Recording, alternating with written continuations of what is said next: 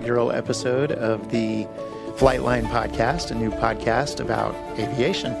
We're going to be talking about all sorts of things, but we'll introduce ourselves first. I'm Bill Williams, one of the co-hosts.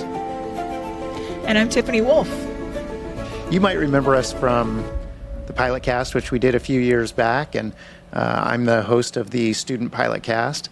And Tiffany's been around aviation probably even longer than I have. I'm not sure, even though I'm the old guy on the team. But we wanted to have a place, an outlet for us to talk about aviation. We always want to. We want to get more involved all the time. And this Flightline podcast is something that we've been wanting to put together for a while. And so we're excited to be doing that. When we came up with the name, Tiffany had a really good sort of reason why we're calling it the Flightline, a tie-in. Exactly. You want to tell them about that? Yeah, I think this sums it up. Flightline, the definition leans in towards a parking or a servicing area for airplanes, and we are excited to have the Flightline podcast. That's a parking or servicing area for pilots. Excellent. Just a wonderful place to come and share stories, ideas, thoughts, wisdom. Yeah, which you'll be getting the wisdom from me and a lot of stories from Bill. Exactly. Again, I'm the old guy. I haven't gathered all the wisdom yet. But yeah, we don't even know exactly the type of format we're going to have, but we're going to have a mix of video and audio, long form, short form. We're gonna do a bunch of different things. We'll talk about this in a minute, but we're heading to Oshkosh next week, and so we wanted to get this inaugural edition or inaugural. What do you call it? Episode. That's what you call it. It's like I just started podcasting, even though I started back in 2008. But we wanted to get this inaugural episode out and get it out before Oshkosh so we could announce this. And we definitely, if anybody sees this beforehand, and I'll announce this over on Student Pilot Cast too, but if anybody sees this before Oshkosh, we want to meet up with some of you as well. So we're going to talk about that in a little bit. But like I said, it's going to be all kinds of content. We're going to be gathering information, and we just want to share it with you. And I think it might get us out to more air shows too, don't you think, Tiffany? I think so. I think that's definitely going to happen. You know, we have a cute little one in San Diego here you could come over to called Miramar. Yeah. Dun dun dun. I was going to start humming the Top Gun theme, but we'd probably get like a copyright strike or something. Copyright infringement lawsuits. I think the Beastie Boys just sued KFC or something like that, Chili's, for using a Beastie Boys song on a commercial post, or something, or on Instagram. Oh, even worse. Oh, yeah. We don't want any part of that. But anyway, we're going to have some fun and hopefully bring you along with us. And so we wanted to introduce ourselves. We can go back in history just a little bit, but we won't bore you with a long history of what's going on. But Tiffany, why don't you bring everybody up to speed since the Pilot Cast days? For you, I mean. Oh, goodness. I don't even know how to start. That really is a difficult one. I worked in the aviation industry in multiple different facets. Worked for a couple of different companies, and some ups and downs, some crashes, some not me. But I ended up working for a flight school during COVID, and that was quite an interesting experience. So, like most people, there was an opportunity to pivot and change into a different, I don't know, I just changed to a different company. I started my own small business, so T-Wolf Marketing is out there to help you with all of your digital needs. Nice. And then I also work for another company where we have the opportunity to do a lot of flying in a Citation Mustang. So yeah, I enjoy that. Yeah. I haven't flown in one yet. Sorry, Bill, I didn't mean to rub it in. But yeah, awesome.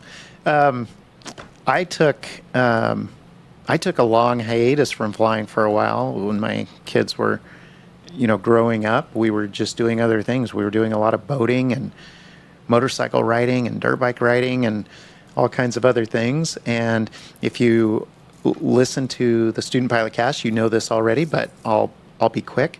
But after a long hiatus last year, I had some changes in my life, and I decided to go full bore back into aviation. And so I've been training a ton. I'm actually currently working on my CFI. Hopefully I'll be done next month. And I've gotten a bunch of other ratings in between, and just having a great time, and needed an outlet. This is kind of how this started again, is I've got Student Pilot Cast, which is going strong again, but I needed an outlet. Tiffany did too. And we decided, hey, let's start doing things in the aviation podcasting world again. And so that's how this all got started. So hopefully we'll all have some fun together. So there's just so many adventures to share. And I don't know about you. I know we talked about this once, but the idea of standing in front of something and taking a picture to post it was not at all my style.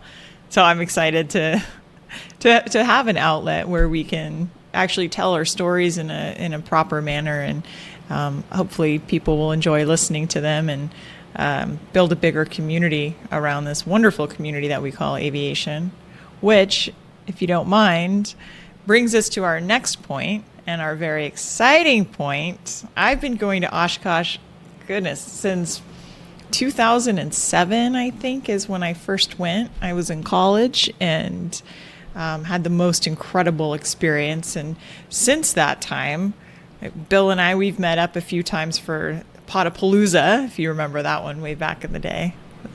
That was a good one. I've been going since 2008. So see, you started before me. Yeah. Sheesh. Well, from right around the same time. But with all of this wisdom that we have already spoken about, Bill and I were chatting, and we thought, gosh, you know what? There's so many neat stories and places to go and hacks, if you will, about Oshkosh. We should share those. And so today we're going to go through our top 5 favorite hacks for Oshkosh. And one of the things about Oshkosh is that we all have our own opinions, stories, experiences. So we would love to hear what your top hacks are as well. You can check us out on our brand new social media. We have Flightline Podcast on Instagram and a Flightline Podcast on Facebook. So we'll put a post on there later, and we would love to hear from you and what your top hacks are. So yeah, Bill, without any won't further help ado, anybody this year, but for future years, for sure.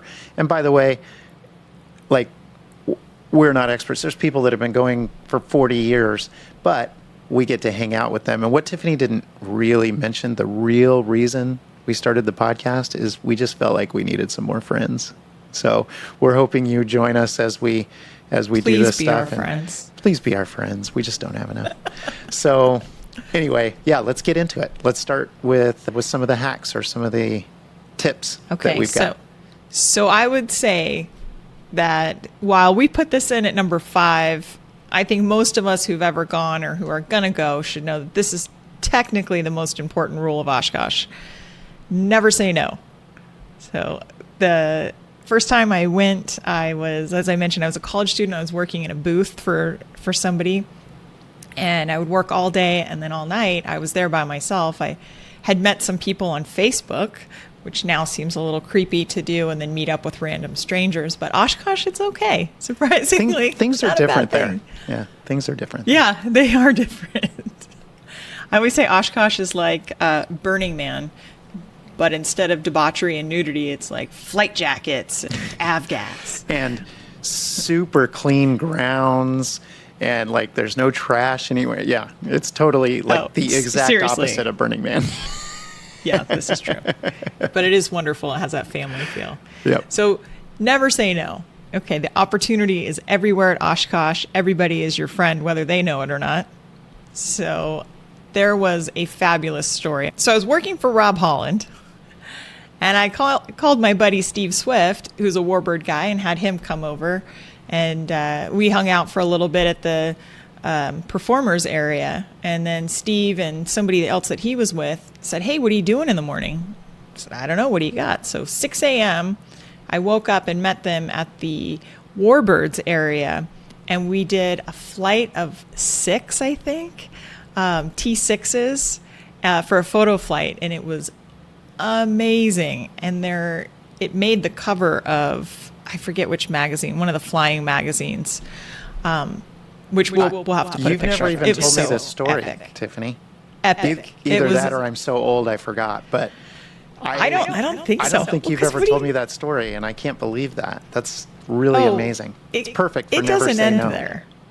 Yeah, it was so great. So the cover shot is stunning, though. There was like 6 T6s lined on top of each other, and these guys were in formation probably like 6 minutes easily, like that, where they've got helmets on and they're looking up and trying to keep their distance from one another, while the cameraman is telling his pilot how to line them up, and then the pilot's saying, hey, we're getting ready to go over a greener area that kind of looks like, the vintage of aircraft that you're shooting, and the light's about to be good. And so meanwhile, the pilots with helmets on are still head completely back trying to fly the airplane, and it was orchestrated beautifully.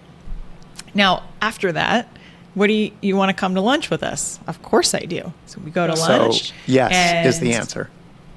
Yes. Okay. Never say no. Yeah. We go to lunch, and the pilot and the photographer were sitting there chatting, and they said, hey, you're more than welcome to come out with us on our next flight, and you can be the safety pilot. So it's, okay, cool. So we took off in their Bonanza that has, I'm going to butcher this, but it's got holes cut out in the back of the Bonanza so he can sit down in the back and take pictures from any angle without having the fuselage in the way, if you will. And so, yeah, just being out there was so cool. There's some warbirds coming in, and it was like 3 or 4 Sky Raiders. And this was really neat. They were planning the entire shot to be, as I mentioned just a second ago, over a certain area that would mimic, was that Vietnam? Were the Sky Raiders? Oh, someone's going to get me I on think that. so. Yes, we'll pretend. But so they were looking for a certain patch of ground underneath the Sky Raiders that would make it look historically correct. And then they're also waiting for the clouds to part so you get that perfect little bit of sunlight on there. It was just an amazing experience. And then the Sky Raiders land, and another group of airplanes, I don't remember what that was, came up, and just amazing. And then at the same time, that was 2 flights that I had the opportunity to be in that was taking off at Oshkosh. And that right there is the coolest experience, sitting in a plane watching these amazing human beings in the tower get people going. And there's, the occasional, oh shoot moment. But that was my very favorite Never Say No moment. Oh, I love it. Yeah. Never Say No is a great way to say it. It kind of leads into what I was thinking about. So Tiffany and I didn't go over in detail what we were going to talk about as far as these tips go. So I don't even know if this one has a number, but it's leading me to, and I didn't hear that story actually before she told it. So I love this. We're doing this as we go here, but it does kind of lead me into the never say no thing. Is a tip I would have is, especially if you're staying off site, be on the grounds at night, and not just for the night air show. Because you've heard people say this often. We've said it. We've been saying it for years. It's about that group of people, or gaining more people in your group or in your sphere, or meeting new people. And a lot of that happens kind of after hours, not during the show, So that's kind of another opportunity to expand that group of people, that group of friends that we're trying to expand with the podcast, like that. Yeah, agreed. So I think we actually did have that one on there, oh, awesome. which was number 3. So let's I skip to skipped number one. 3, because I wanted to add to that. Being on site, like you say, is so valuable. The amount of people that you get to know, that you share this incredible passion with, Some you end up learning that you work with. A lot of the airline guys meet up, the alumni's meet up. There's always something going on. Yeah. But there is one beacon that is always available every night, the SOS bar. You might notice it by the giant moon floating above it, which I have mistaken for a moon every year. Especially if you've already enjoyed some of the adult beverages. It's a little easier to mistake that for a moon.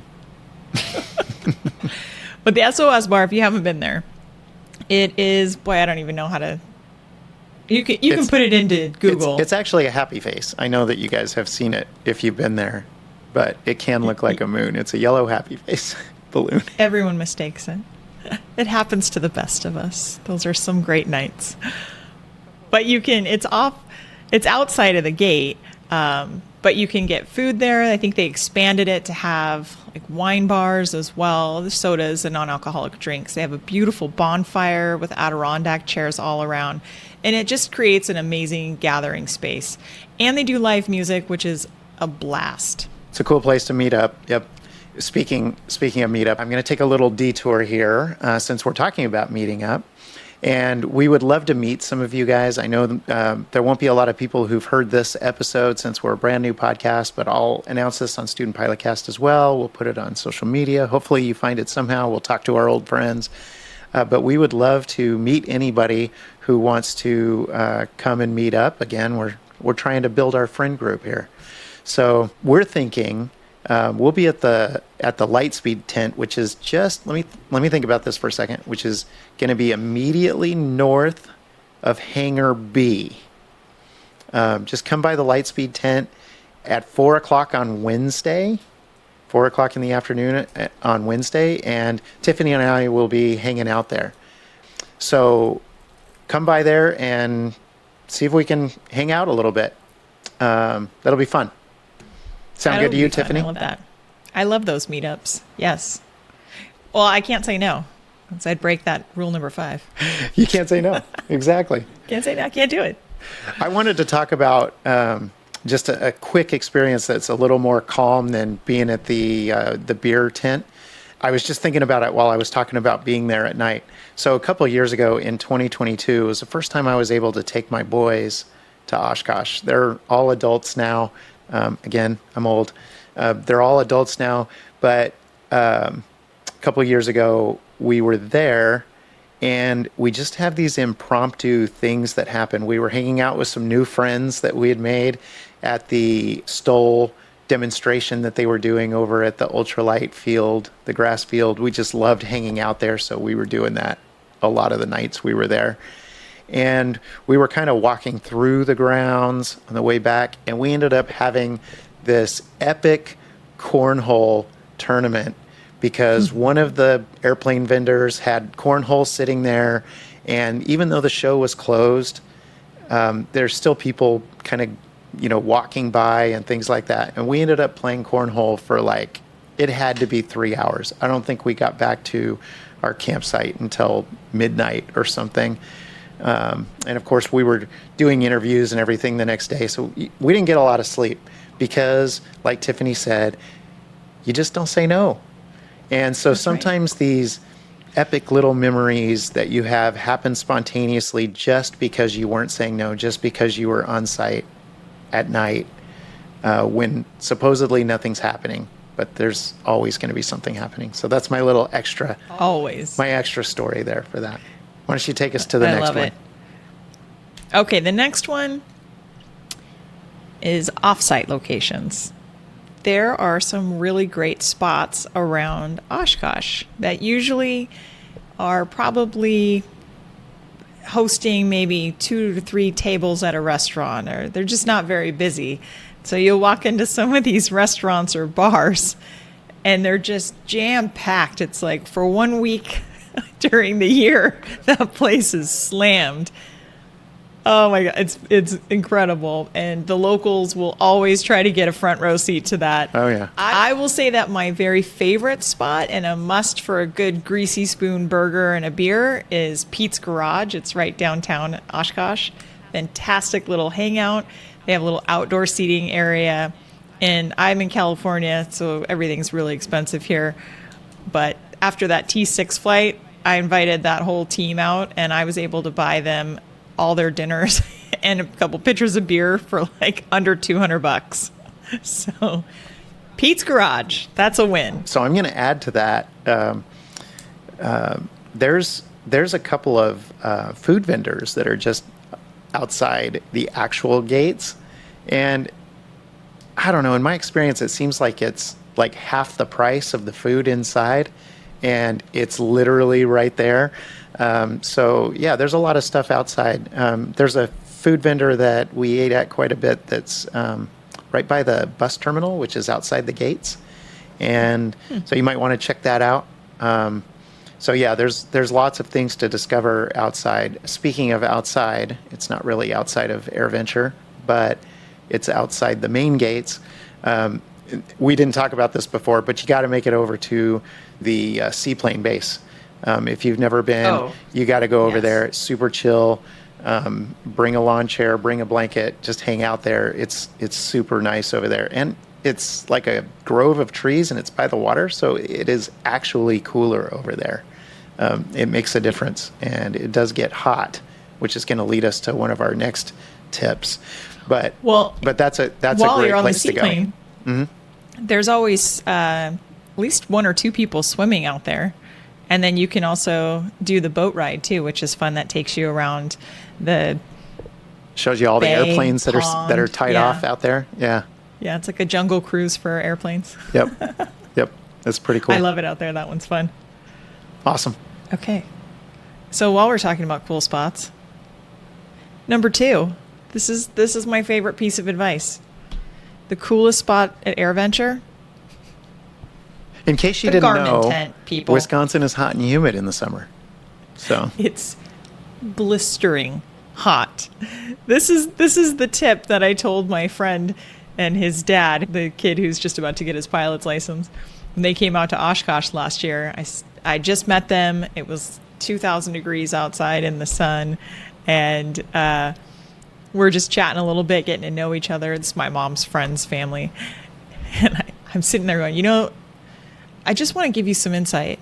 Oshkosh is the most wonderful place. It's a great experience, blah, blah, blah, blah. Garmin Tent's the greatest place to be. Or the library is the second greatest place. And these two guys are looking at me like, what is this woman talking about? Just like, no, why would we go inside anywhere? And so the next day, I get a text from them. We're watching the show in the Garmin tent. Yeah, because you can still see. You can still see from the Garmin tent. Yeah. Yeah. Not to mention you're surrounded by cool avionics and all kinds of other things. True. They actually usually have some. I forgot about this when we were talking about it before, but they usually have some places you can plug your phone in if it needs recharging, stuff like that too. So it's a pretty good place to be. Yeah, you can play with all the GPSs and the. Yes, thank you. Yeah, you can play with all the GPSs. The guys will let you go over there and touch all the buttons. Yeah, lots of buttons and knobs and blinky lights. It's a pilot's dream. Yeah. That's wonderful. And then over in the antiques area, there's a little library in there, or bookstore. It's probably maybe 10 by 10. It's so cute. Just interesting to go into the little bookstore that opens up for 1 week out of the year. Then they have the old school air conditioner in the window that you'll find me standing in front of most of the time. It's lovely. Nice. When I had my boys there, we spent some time in the museum for the same reason. It's air conditioned in there. There's a gift shop there as well. And if you haven't been in a couple of years, you might not know that EAA put a, I'm going to butcher what they called it. It's like a pilot training center or something right next to the museum. They've got a bunch of classes that go on in there, and they've got simulators and things like that. You can't just go in and use the simulators. You have to be signed up for the classes and so on. But it is air conditioned, and you can hang out there too. So, museum is a good one too. Have you ever done one of the classes at Oshkosh? I have. I think there's like riveting and welding and Oh, yeah. what did you do? Well, I did one of the simulator training sessions when the first year it was there, which was 2022.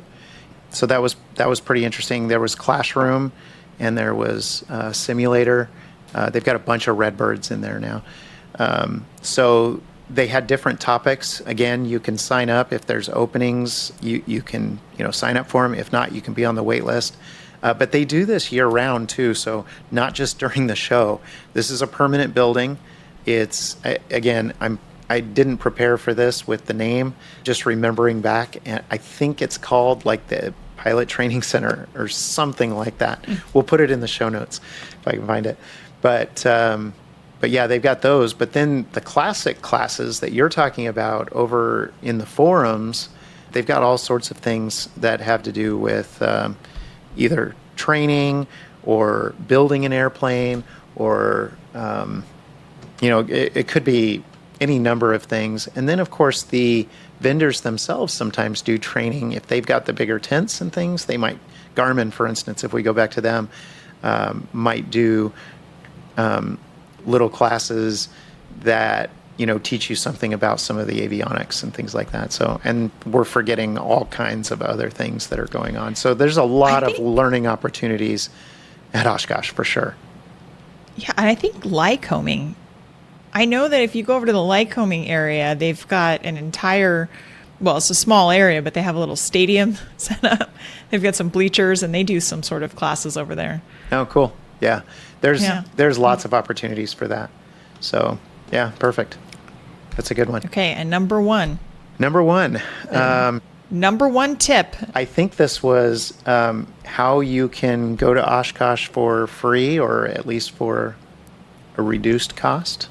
Bill, more enthusiasm. How do you get to Oshkosh for free?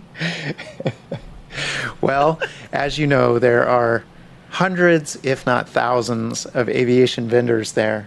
And a lot of times these vendors, especially the bigger ones, need help at the show.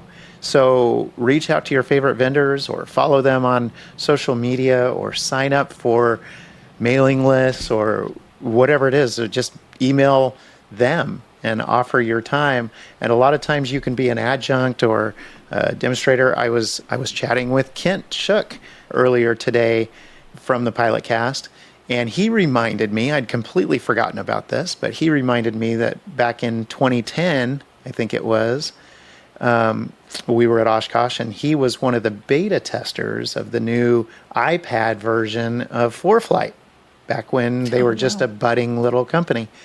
And they got so swamped at the show that they emailed all of the beta testers and said, can you please come and help us demonstrate the program at their little booth. They just had a booth back then. They had a little booth inside one of the hangars, and it was mobbed by people. So there's always these startups, but also some of the more established companies. They sometimes need help, and they'll either pay for your flight, or they'll certainly pay for your pass to get in. Any number of things that they might do if they need some help. And so that's one way that you can get there for a reduced price. In fact, I'm doing some adjunct work this year with Lightspeed.